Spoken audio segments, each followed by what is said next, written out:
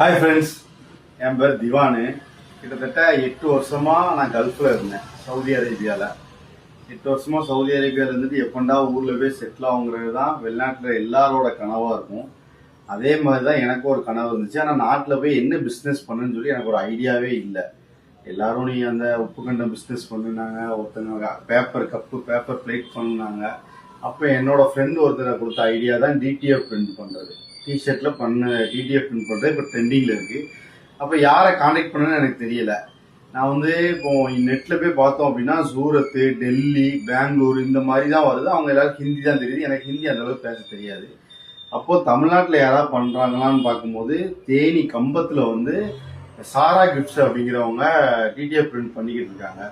அப்போ நான் அவங்கள்ட்ட கேட்டேன், எனக்கு இப்போ ஹெல்ப் பண்ண முடியுமா, எனக்கு நீ உங்களால் ஒரு பிரிண்ட் வாங்கி தர முடியுமா அப்படின்னு கேட்டேன்.